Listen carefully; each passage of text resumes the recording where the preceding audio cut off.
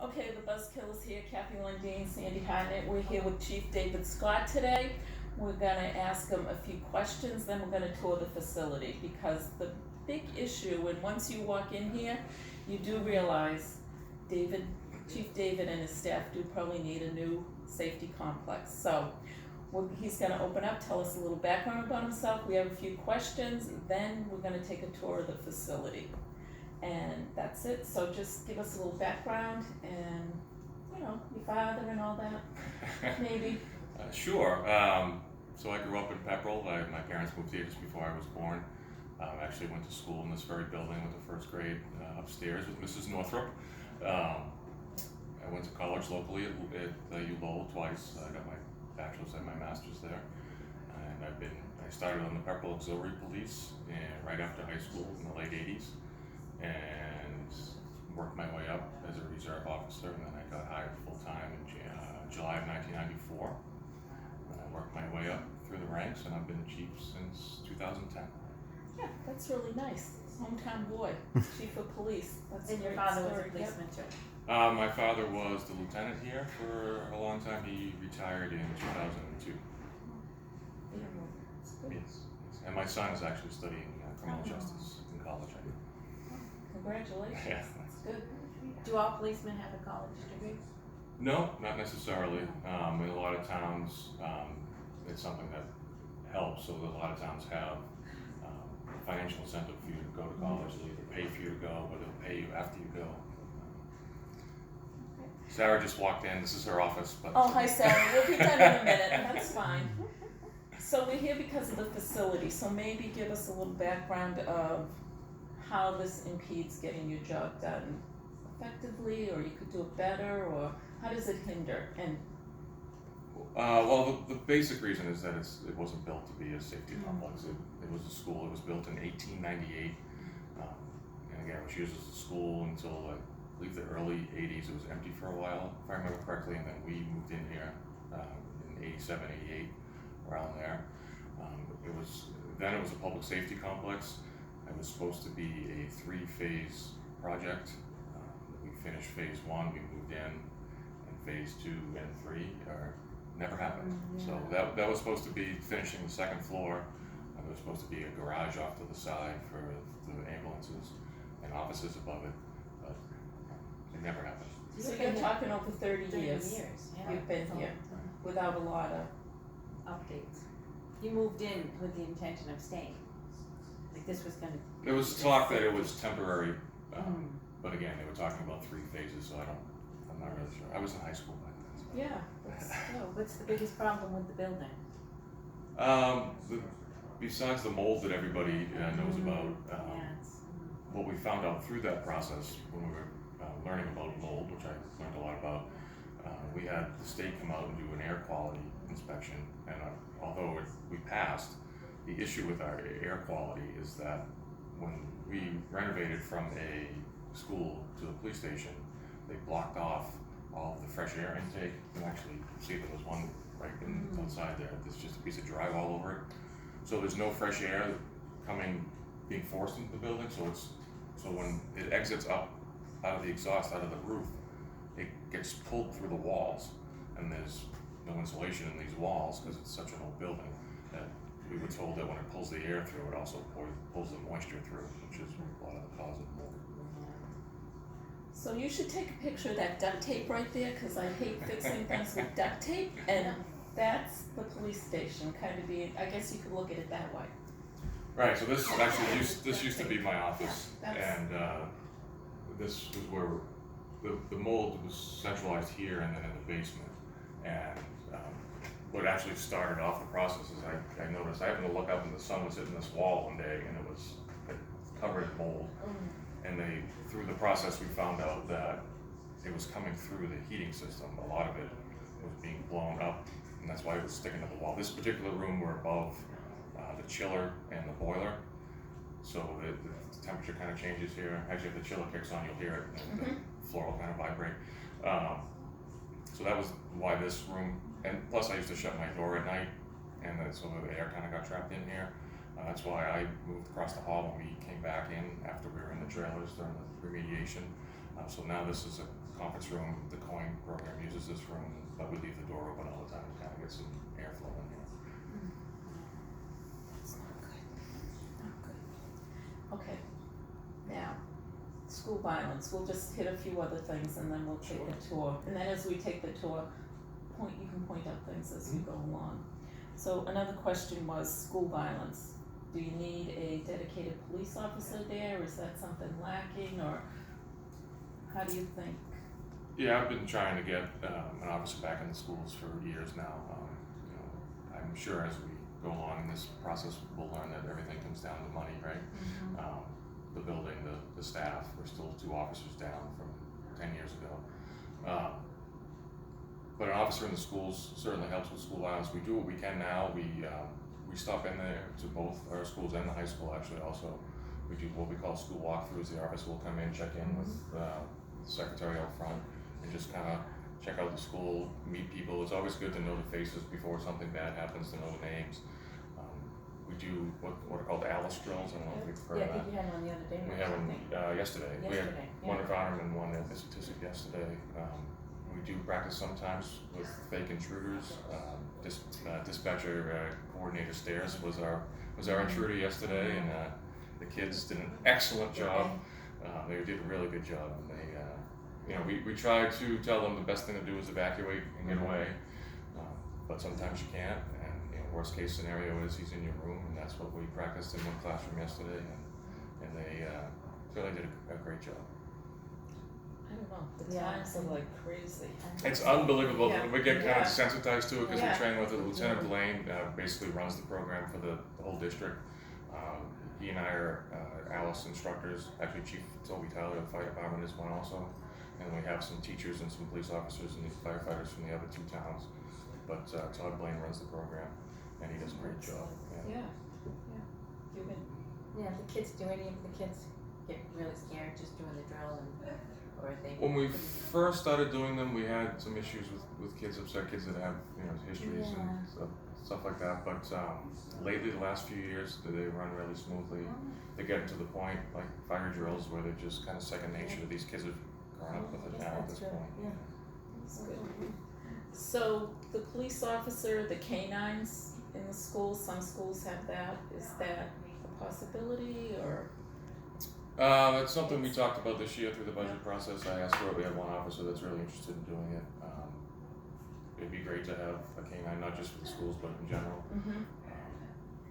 But again, it comes down to finances. It's an expensive proposition. There's a lot of training involved for the handler and for the dog. And, it's nothing, even with the override, it's nothing that we're going to be doing next year. So there's no full-time school officer, just The district, intermittently you go in? right, the district has a school resource officer. He's based out of the high school. He's a Townsend police officer. So he's officially the district school resource officer, but he's, again, the high schools where a lot of stuff happens and he spends most of his time. And he will come here if there's an issue at one of the schools, a specific issue. But obviously if something really bad happens, all Do 3 the other towns. towns around here have resource school officers full-time? Yes, Groton actually has 2. I think Littleton has, they have at least 1. I think they might have 2 also. Actually, they do have 2. Okay. DARE, you still have a DARE officer, and that's through grants? No, No. we haven't had DARE No. in years. That's one of the reasons I want to get that officer back in the schools. He would play a dual role. He would teach DARE, or there's some other programs out now. LEAD is one of them. That we would actually, once we get that position, we would investigate the programs and just kind of start over and see which one would work best, which one would fit best with the school system and their schedules. They have they have their mandates and their MCAS and all that stuff. So it's scheduling is difficult, but it's something we'd like to get done, and I hope to get it done in the next year or 2. And did DARE go away because of money, or the grant money went away, or was that the main reason? The main reason was finances, and the school had an issue with scheduling, and it got to the point where it kind of dovetailed at the same time. They had a scheduling issue where they kind of needed him there every day instead of a couple days a week because his classes were going to get spread out. We were going to have him co-teach with the health teacher and a lot of things, kind of do an innovative program. The problem was we couldn't afford to lose that police officer for 5 days a week, and we didn't have the finances to pay the overtime for it. So does Pepperell have a drug problem, or? How do we rate in the area? Every town has a drug problem, I Yeah. think. It'd be hard for us to say we don't. But that's why we have our coin program. Well, that was Yeah, a that's very next interesting. thing to read into. Yeah, so for those of you that didn't watch the selectmen's meeting the other night, that we just went over this, COIN is our Community Outreach Initiative Network. It's a 10-town collaborative, but Pepperell is the lead town, with the one that wrote the grant. We partner with an agency called Family Continuity that gives us our master's level mental health clinician, which is Sarah, who was just peeking in. We also have a couple of counselors and our recovery coach on staff now. The 10 towns, police departments will identify someone with mental health or substance use issues, or both. A lot of times they run hand in hand. We will identify them, and we will forward the information to Sarah and her team, and they will follow up with them and try to connect them with services and treatment. Yeah, that was excellent. Yeah. That's an excellent program. So Sarah goes out into the community to people's homes. Sometimes one of them will come out, but we always go with them. We try to go out of uniform in an unmarked cruiser if we can, if we have somebody available. It's a total shift in thinking from when I went to the police academy. Everybody that did drugs was a bad guy, and we put them all in jail, and that was that. But now and it's a great shift in thinking, and it's been slow. Some of those, some people didn't shift as quickly as others, but It's helping the emergency rooms too, try to keep the people out of the emergency rooms. and if we can get people help, it helps us. It helps our call volume go down. It helps us. We have time for other things because if they're doing better, right? I don't really have any other questions other than we can do a tour unless you have another. Just staffing, are you 100% staffed right now, well staffed, or? No. So short in some areas? we used to be at 18 officers total. Back in 08, 09, when the recession first hit, we went down to 16. Actually, when we were right around 14, 15, when we were in the trailers for the mold situation. Speaking of bus killing, that's something that we need to kill. That was not a complete police station remodel. That was a mold renovation. Remediation. So we went down to 14 for a while there, actually, which was really thin. And over the last 3 or 4 years, we got back up to 16, which is where we're at now. And is that adequate, national standards, what's our population, 12,000 or something? Right, so actually I have a chart that I give to the finance committee every year. So if you go officers by 1,000 population, which is a common way to measure that kind of thing, and if you I put the 10, I call them the coin towns, the 10 towns that are in coin that are also the 10 towns that go to Air District Court. We're dead last on that list for officers per 1,000. Per 1,000, so understaffed, for national standards, we're understaffed. Right. Okay.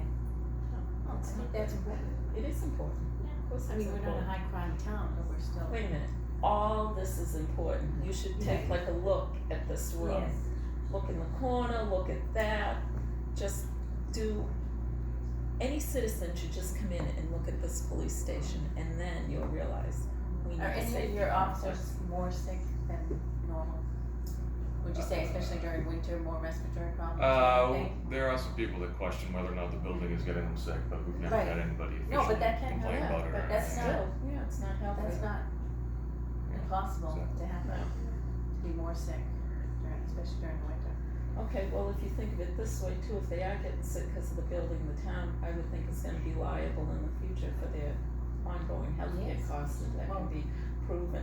So in the end, the better thing is to get them in a nice, healthy Right. safety complex. And that's what we're gonna do. We're gonna take a tour right now, and then you can chat as you go along. Yeah, All right. And then we'll finish it up. Do you have, Do a little do you have a sum. lockup, is anyone in your lockup right now? There's no one in Okay. there. I checked. Alright.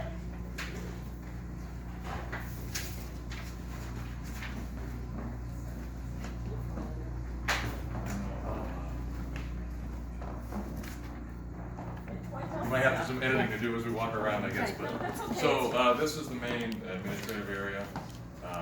That's Sergeant Friend waving at you madly over there, and Sarah from the COIN program. Eileen, who probably ran away because she saw you coming out with the camera. She handles our window, our lobby window. She does firearms licensing. She does pretty much everything around here. The door right next to the camera that's shut is the lieutenant's office. He works Saturday through Wednesday, so he's not here today. go back out in the lobby, that room where the woman was sitting, that's our interview room. It used to be the lieutenant's office, we moved it out there so that we would have it off the lobby so people didn't have to come back here. That used to be an L-shaped office, that was the fire chief's office back when we were a public safety complex. When we came out for the mold remediation, when we came back in, he didn't come back in, he moved it over to Park Street. And so we actually put a wall up. This used to be a closet, and on the other side of it was a closet. We busted through those two closets, and that L-shaped office, this became my office when I moved out of the moldy office. So this is a little bit cleaner as far as the air quality, as far as we can tell. It's not the biggest office in the world, but it's mine. That's nice, yeah. I've been in this office for about 4 years now, and I still haven't hung my photos up, as you can see, but or my. So this is one of the old fresh air intakes that got blocked in the late 80s when they renovated.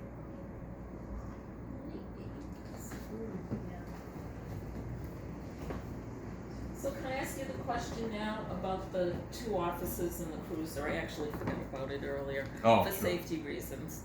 1 or 2 offices in the cruiser? 2 is generally safer, but smaller towns around here, like most of us, we run with 1 just for financial reasons. And if we have to split up, obviously, then we need the separate cruiser for 2 calls at the same time. I've always been in for 2 in a cruiser. Yeah. Sometimes we do the auxiliaries train with us, they'll ride with us at night, the auxiliary department. So that'll, let me go But first. you also have a great auxiliary department. We do. Yep. David Quiras.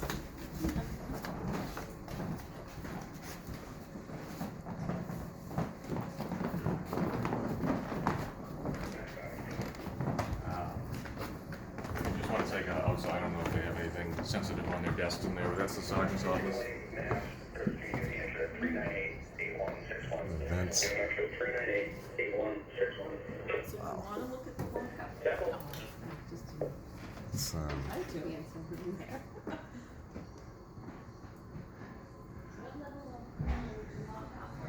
We're trying to get you in a safety complex. It's only temporary, our block is only Yeah. temporary. Right. Some, the most then, but stay here. And then you have to have an officer sitting with them, or not, yeah. A lot of towns, they'll have the dispatcher watch the person, the detainee, because their stations were built so that the holding cells are right behind dispatch. We don't have that at dispatch, we go over there, up here, the cells are downstairs. So we have to have somebody usually over there. Sitting there. This is the squad room.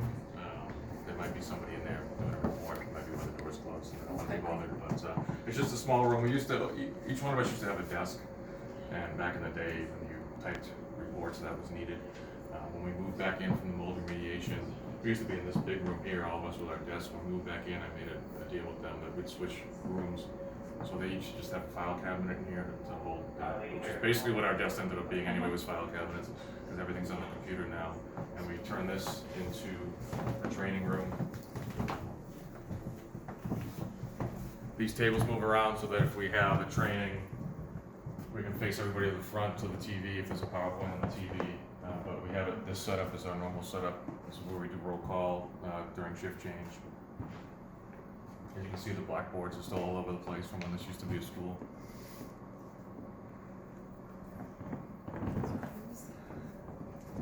You have air conditioning in the summer, no?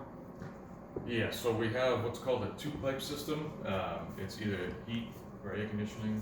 So this time of year, whether if we've switched over or not, we get either the heat or the cold that we didn't expect. We all have space heaters because if you turn the AC on too early, and it doesn't get warm. But I think the town hall's the same way. It's just an old system. So in the spring and fall, sometimes we're cold, or we're sitting in here with jackets, so it'll be hot. I've been in that closet. The investigator's office, which we'll keep closed, is literally a 10 by 10 office. It's got no heat, no AC, no windows. The air quality person actually told us to not allow him to sit in there with the door closed, so he's off today too, luckily, so you don't have to view that. But, And you don't use the upstairs, that was never. not officially, we use it for, we have our evidence room up there, but it's not handicap accessible, so we only use it. We used to train up there, but we moved this. The auxiliary have an office up there. We can show you the leaky roof if you want to see that after. Yep, down. Yeah, we'll look at a leaky roof. Shouldn't have leaky roofs. So you're back in the lobby now. Okay. This is the interview room I was talking about. So that used to be the fire chief's office, and Right. so behind that wall is actually my office. So is the dispatch center here? The Yeah, dispatch it's right person, here. okay. So, yeah, we actually, when we renovated this, we painted it, we put up the allegedly soundproof walls here. Dave Stairs, who you meet in a second, does a lot of our maintenance work. That he probably definitely goes above and beyond around here with maintenance and computers and everything else. He's a really So it's really handy guy soundproof- to have around. Soundproof because it's an interview. We tried our best to make it soundproof, just Private, so. right. It is audio and video recorded, as you can see the signs, but we can shut the audio off if somebody wants it to be off, but we don't shut the video off for safety reasons, obviously. But a new complex would be all soundproof, right? Yes, the interview. You wouldn't have to do this. Yeah, we don't have the one-way mirror like you see on TV. So let me just peek in here, make sure you're not Okay. on the phone or anything. You good, Dave? Yeah. All right. So he has, I know he can tell you the rules about certain things can't be videoed in here, so Sure. maybe just stay on this side. We can actually just stay right here. No, we're okay. You can come over. It's fine. I just have one of the screens off, and you can shoot this area. It's okay. So this is our 911 call center, dispatch center for the town of Pepperell. My name's Dave Stairs. I'm the communications director. In this room, we have two positions we can dispatch from. Right now, I'm by myself, obviously, but normally we'd have two people on during the day. So in this room, all calls come in here: 911 landline, 911 wireless, business calls for police, fire, EMS, and after-hours DPW calls. And the calls come in here, we process the calls and dispatch them out accordingly. So do you have everything you need? Is this a workable dispatch area, or could it's- it? Dental. It certainly is. I guess two areas that I would say that we could be better. One, we really need more space. As it stands now, we have two positions we can dispatch from, but if it gets really busy, they're too close to each other and they drown each other out. So for me, I'd like to have a little bit more space and separate the two positions a little bit, maybe with a partition or some other thing. And then secondly is, it's an old building, brick. It's difficult to run technology in here, wires and things like that. So that would be the two areas. But as it stands now, our dispatch center functions very well. Fiscal year 19, which the year we're in right now, we upgraded our dispatch console, which was a huge need for us. We had a 20-year-old console that was obsolete and we couldn't get parts for it anymore. And the town manager funded us and bought us a brand new, nice, shiny $140,000 dispatch console, which was desperately needed. So yes, it's technology-wise, we're in very good shape. Good. Good. Did you get a picture of that? Like I said, Dave probably saves his own salary, the town his own salary every year by besides running the dispatch center, he's leading the charge on the regional dispatch with Townsend and Ashby. He does a lot of things around here. I don't know how in depth I can get about it, but he does a lot of maintenance. He does a lot of computer. He runs wires. He does. We don't have a maintenance man. We have a cleaning crew that empties the trash and vacuums. And Dave does a lot of that stuff. We all kind of pitch in, but Dave certainly leads that too. And he plays the intruder at the school during Alice Tracy. The beard lets me, That's good. gives it the look a little bit, but, yeah, no, we do a lot of things around here. Obviously, you know, we don't have a big budget to hire maintenance people and facilities managers, and so we do a lot of the things that we don't have people to do. You just have to step up and do what you can. Well, thank you. I'm not Absolutely. sure citizens know that, Yeah. because, you know, I would just assume that you kind of had a maintenance man. A lot of this, No, I think And a you lot don't of have people nights just man either. assume that you have. We share part of the Okay. time, but Dave does a lot of actually, that room, that soundproof room that we were just in, I think I painted that. Dave painted my office. Yeah, It was- yeah. And he and I put up those, that soundproofing was an old partition we took it that was apart. supposed to be yeah. soundproof that we took apart and hung on the walls. Jeez. So we use duct tape type things around here sometimes, but, Yeah. but Dave's a big part of saving the town a lot of money. Thank you. Thank you. Yeah. But in our professions as nurses, I kind of sympathize with you, because when you start doing that kind of work, sometimes you feel as though it's taken away from the real purpose as to why you're here. I don't know if you Right. feel that way, Yeah. We- or We do. I don't We've know. talked about I that don't know. before. I mean, the selectmen have talked about that for years, that they wanted to get a facility manager to kind of cover the whole town.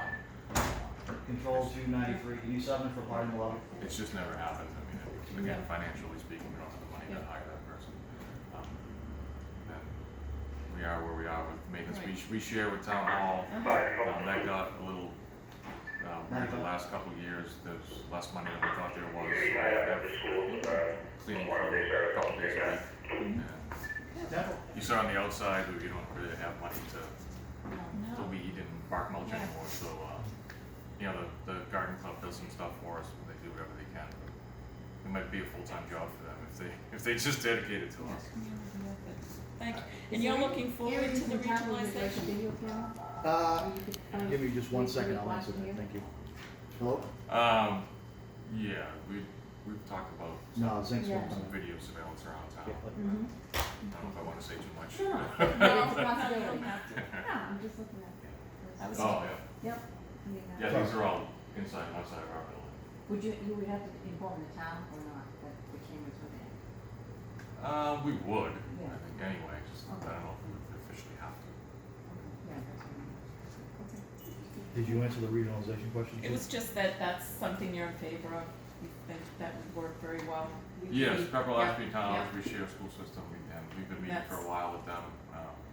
Everybody on our little committee is Okay. great, Yeah. and we're all seem to be on the same page. Okay, thank you. Keep You're up the welcome. good work, thanks Thanks. a lot. Appreciate it. Have a good day. Thanks for everything you do. Take care.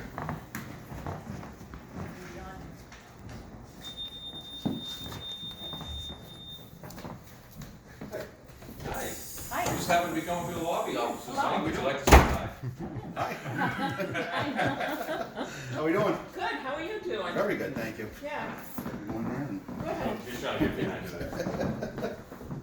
We go down to the holding cell area. Sure.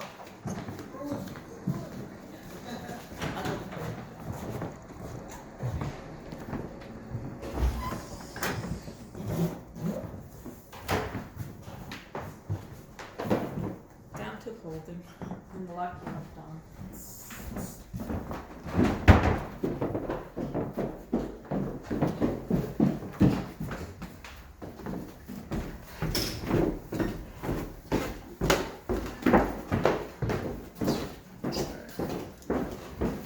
So, when there is someone that we have in custody, they come into the garage right here. I'll take a look at that. This is also, as you can see on the pipe wrap, this is also one of our moldy areas. That's all come back from 5 years ago. Unfortunately, we didn't fix a lot of the issues that caused the mold. The plan then was that we would be out of this building in 5 years. 5 years has passed. Do they think this school is sellable? Could they sell this? I'm sure they Um, could, they might Yeah. have Put it to towards get it or the something, but yeah. What's the average cost of getting rid of the mold? Well, last time it was up over 200,000 between the trails we had to rent and the process itself. It's not as extensive as it was back then, so I mean, this is just a matter of taking this pipe wrap off. The problem is, again, if we don't solve the issue of why it's happening, it's just gonna come back again.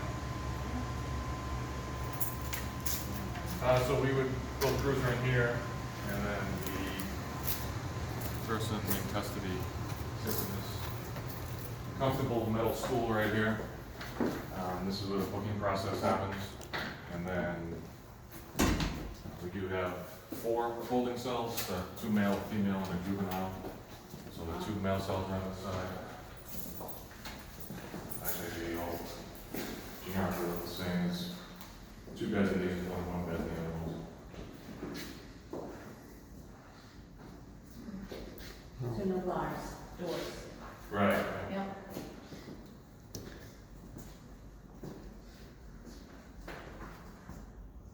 Well, it's bigger than what I had in the Navy. And then the other side, I mean, it's basically the same over here, just, juvenile, juvenile. We generally don't hold juveniles in custody anymore, the laws have changed over the years.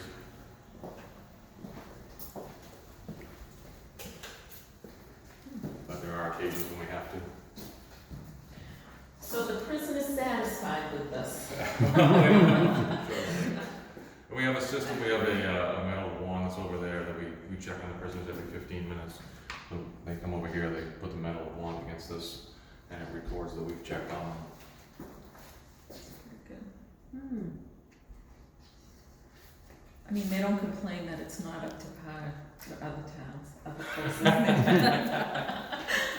only time I remember them comparing us to other towns, they say we're the friendliest police officers. Oh, that's nice, yeah, I agree. But facility-wise, Yeah, good, it doesn't that's sound good, that's what matters. Great. Okay, yeah, Good, good. thank you. It was good. Do you wanna tie it up here? Why don't we have him tie it up right here? What about the leaky roof? I'd like to. Oh, the leaky roof. Sure, we Can you actually get up there? Okay. I forgot about the leaky roof. Seems that's another big job. It's on its way to being fixed. I mean, not physically yet, but financially it's getting there. I think Andrew said the other night that he's hopes to have it done by the end of the summer.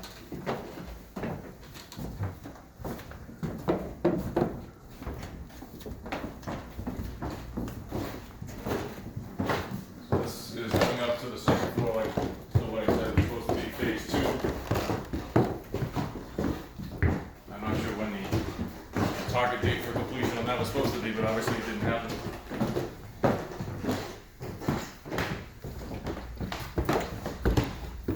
Alright, one up. So this is the weight room. This was actually my first grade classroom. So the union, the police union, has actually bought all this equipment, or some of it was donated over the years. So the guys, before or after their shifts. I say guys, because we don't have any female officers right now, Okay. but we'll certainly take resumes.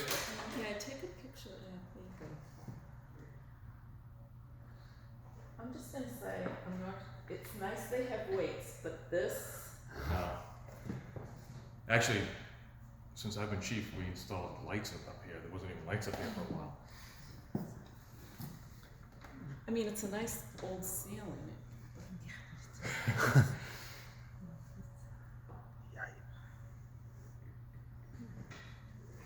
Is there an age limit for policemen? They have to retire at a certain age and Yeah, you're forced to retire at 65. 60.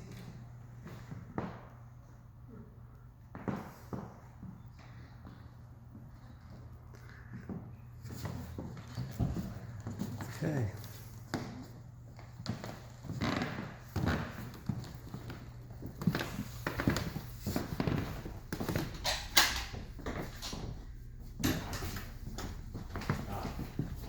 So So this obviously still looks like a school user for storage. That is the fire department's room that Chief Tyler has promised to clean up before he retires. That's his office too? No, this is the room they use. Oh, okay. They don't have a lot of storage room. They're in their two buildings, so they still use this from back when we were a safety complex. This is the auxiliary police office, which is locked, and this was our old training room that Dave Kersey is using to store some of the emergency management equipment right now because they have their own storage issues at the garage there that got wet.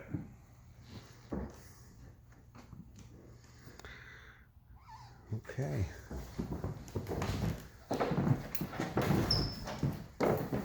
And this is the attic.